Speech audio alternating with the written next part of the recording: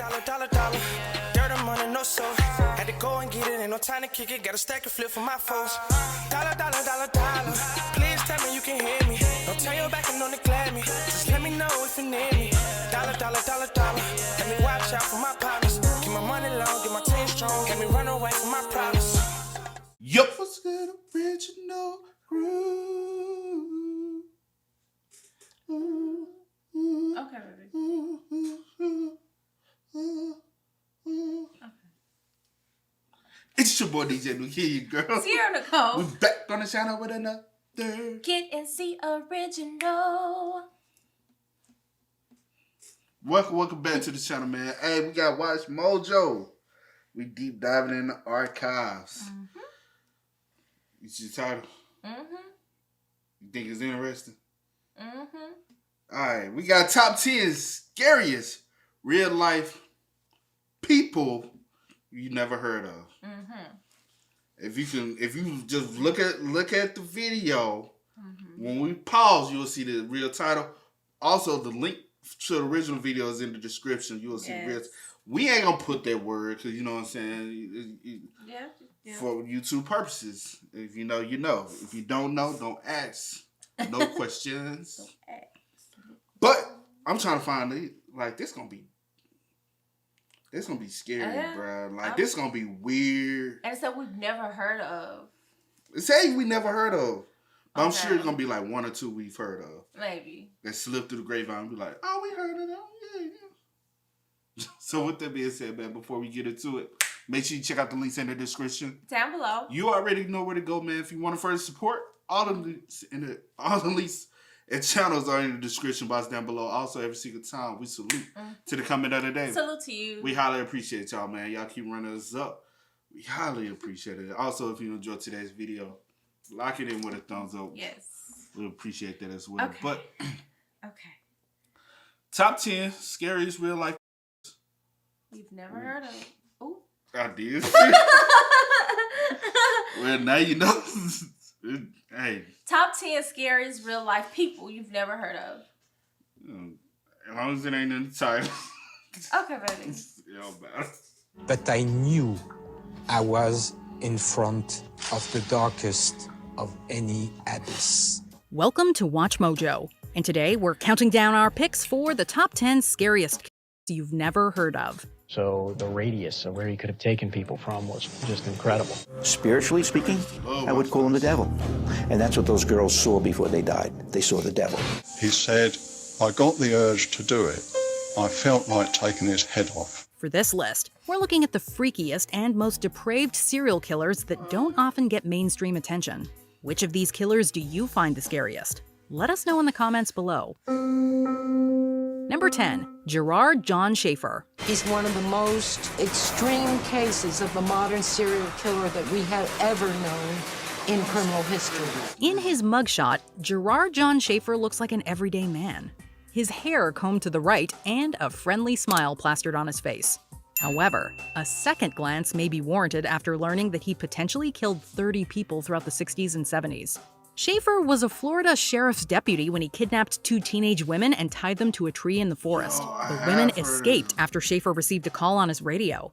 Had these 2 girls not been made of strong stuff, they would not have lived to tell the story, and Schaefer would have never been caught. Sadly, Susan Place and Georgia Jessup, whom he kidnapped 2 months later, were not so lucky. He takes the 2 young girls by force to the woods near some swamps that border the ocean. In 1973, Schaefer was convicted of their murders and given 2 life sentences, but he's suspected of having over 30 victims. Wow. Number 9. Vickie Don Jackson. While quite a big name in Texas, I've heard of him. I've never heard of him. And I heard his story before. I just can't, like, I think it's a documentary or something about him. Is it? Yeah. Okay. Number 9. Vickie Don Jackson. While quite a big name in Texas, Vickie Don Jackson never gained national attention, despite killing at least 10 people in a 3-month span from December 2000 to February 2001. Working as a nurse in North Texas, Jackson used a paralyzer called mivacurium chloride on her elderly patients, which prevented their ability to breathe. The deaths didn't raise any red flags owing to the age of the patients. But alarm bells started ringing once administrators noticed the missing mivacurium chloride. They came to suspect Jackson, as she was often the last person reported in the victims' rooms before their deaths. A syringe used to administer mivacurium chloride was eventually found in her trash can, and she was subsequently charged and sentenced to life in prison. Number 8. Ronald Dominique. Those from Louisiana may recognize Ronald Dominique as the Bayou Strangler, a serial killer who killed at least 23 men between 1997 and 2006. Dominique frequented gay bars around Houma, Louisiana, and would assault and kill the men he took home. We're not dealing with some very clever, conniving killer that has actually planned out his pleasurable activities in a meticulous way. Clearly there is a method that works, but beyond that, there seems to be no care, consideration for these acts. In 2006, however, a survivor of Dominique's contacted the police to voice his suspicions about the man. Dominique was arrested after DNA matched him to recovered corpses, putting an end to his crimes. We went to court. Mr. Dominique pled guilty, and he was sentenced to 8 consecutive life sentences. When you get a life sentence in Louisiana, you leave jail in a pine box. Number 7. Israel Keyes. Like, that is crazy. I don't know. I really be trying and then to look how he came in there. I know. Like, come on now. Why are these you cameras did in pick my your face? head up, Pick right? your head, hold your head high. Yeah, I did it. Like crazy. Yeah, I did it. You know what I'm saying? That is You crazy. did it again. Yeah, I did it.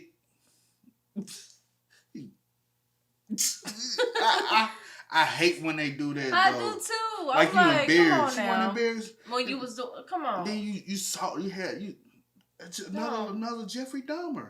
Just not as worse. No. But that fool. First of all, taking somebody life period is bad. But no, I'm saying you saw like No, Jeffrey I Dahmer know. saw I'm after saying getting regardless in of as the well. fact, it's bad. But my goodness. Sentence in Louisiana, you leave jail in a pine box. Number 7. Israel Keyes. It's clear just how cold and calculating he was. Between 1998 and 2001, Israel Keyes served in the United States Army.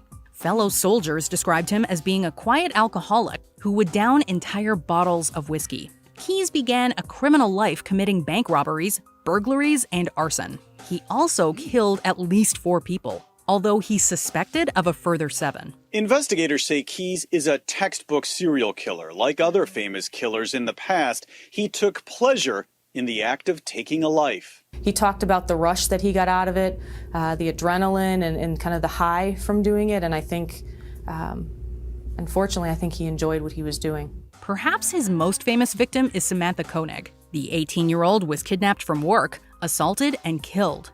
Her body left in a shed while Keyes went on a family vacation. He indicates to Samantha that his goal is to get money, and if he gets money, that he intends to let her go. There was no truth to that. Upon returning, he took a ransom photo, pretending she was still alive. Keyes was caught using her debit card and arrested, but he took his own life while awaiting trial. Number 6. If you want a little bit more detail about that story, go check our reaction to Mr. Ballin's video. Forget the name. I forgot the name too. I forget the name.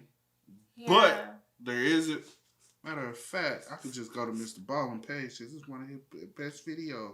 But It is one of the top. if you don't want to watch our video, go check out Mr. Ballin video. Mr. Ballin video. 1 second, y'all. Just trying to make sure I get y'all the right video. It's a plug. This man terrified the FBI. Yeah. It's his top number 1. video, yep. Go check that out, man. You'll get more detail about that last story of how he got caught. They filled us in on some information that Mr. Ballin didn't. Yeah. So that front end information, didn't know about that information. Yeah. We did know that he was in the military, but didn't know like all he some had of the little details. Yeah. That he was really a serial killer. Island serial killer. It's not often that modern-day serial killers go unidentified, but the Long Island serial killer remains an exception. This may be a cold case for some time. It's unreal, and I'm just numb. Also given other names like the Craigslist Ripper and Gilgo Beach Killer, the Long Island serial killer is suspected of killing up to 16 people between 1996 and 2010. 10 victims have been officially linked to the Long Island serial killer, as their remains were found in December 2010 and the spring of 2011. One by one, the bodies were identified, and with each name came the story of a troubled life cut short. Of the 10, 4 were escorts who had advertised through Craigslist.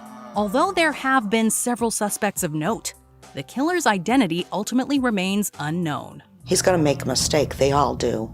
And we're going to get this guy. Number 5, Salvatore Perrone. Why did you do it? Nicknamed the Son of Sal, Staten Island man Salvatore Perrone turned his frustrations with life into a bloody killing spree. His wife had left him and his business was failing, leaving him broke. In 2012, he began roaming the streets of Brooklyn and entering stores with Middle Eastern merchants. Arriving at closing time when the stores were empty, Perrone shot and killed 3 merchants with a sawed-off rifle. His MO is still unclear, but police and witnesses say Perrone was trying to sell women's clothing at the various locations, mostly small boutiques and 99-cent stores. After police searched his home, they found a 12-gauge shotgun, ammunition, and duct tape. He also carried around a so-called kill kit that included switchblades, a serrated knife, bleach, and latex gloves. I think it's reasonable to assume that he was going to continue doing this, and by arresting him, we have saved lives. Perrone was convicted of all 3 killings and sentenced to 75 years to life in prison. But that's crazy though. Like, he really don't have a true motive. You know what I mean? Like, because at first the one that it's the just your Craigslist life going downhill. Yeah, because at first I was finna say that the Craigslist killer didn't have like an MO. He didn't have a pattern until they said all of the women were escorts. 4 of the women of them, yeah, were escorts that was from Craigslist, and I'm like, oh, because it's most of the time serial killers have some type of MO. Like, there's something about you drew them to you. Yeah, but. So probably some of the women were just hookers. He probably found it to be real. If y'all don't know who he is now, right? And y'all found the bodies in 2010. And some in 2011. This is 11 years. Well, 10 years. It's 2022. Oh. So 12 years. Yeah. Almost 12 years. Almost 12. Yeah. 11 going on 12 years. Like. Unless he start back up, or is it if he's not dead? Yeah, I was thinking that. I'm like, because how old, since no one knows who he is, you don't even know how old he was when he started doing it. Well, I ain't going to say that, because I was going to say most serial killers are older, but that's a lie. No, that's not true. That's a lie. Yeah, that's not true. Dang, that's crazy, though. What? Because I was wondering, so since he probably got away, he probably like, all right, I'm going to chill for a little while. Or he probably got married or something, right? Sometimes they don't stop them. No, listen. Okay, he probably got married. I ain't going to make no assumptions. Yeah, you know, please don't. People get mad when we make assumptions. Because we don't even know who he is, so please don't. Yeah. Could be watched. 4. Lydia Sherman. An old-timey serial killer also known as the Derby Poisoner. Lydia Sherman lived in the eastern United States between 1824 and 1878. She seemingly had no regard for human life, not even her own children. She reportedly killed 3 husbands with arsenic in a span of 7 years, and disposed of 8 children the same way, 6 of them being her own. All of these deaths were officially attributed to typhoid fever at the time, with no one being any the wiser to Sherman's secret life as a serial killer. Sherman's crimes eventually caught up to her, however, and she was sentenced to life in prison. She died of cancer at 53 in 1878. Number 3, Amelia Dyer. When it comes to 19th century serial killers, few are as prominent or as sick as Amelia Dyer. But even then, her name has mostly been lost to time. Living in Victorian England, Dyer was a baby farmer, an old practice in which people took in orphaned children in exchange for money. Unfortunately, Dyer had depraved ulterior motives for doing so. Amelia Dyer was a murderer, and she knew what she was doing. This was a calculated career plan that she'd embarked on and sustained over 30 years, come what may. she killed her charges. And while Dyer has only been officially linked to 6 deaths, her body count is often theorized to be somewhere between 200 and 400. If that's true, it would make Dyer one of the most prolific killers in history. Dyer was finally caught in 1896 and hanged at London's Newgate prison. Her last words, "I have nothing to say." Her death closed a casebook on one of the most deadly serial killer cases in British history. Number 2. Her last words was, "I have nothing to say." Mm-hmm. So they're probably like, "You have anything to say?" What would you? I have nothing to say. Like, what would you say?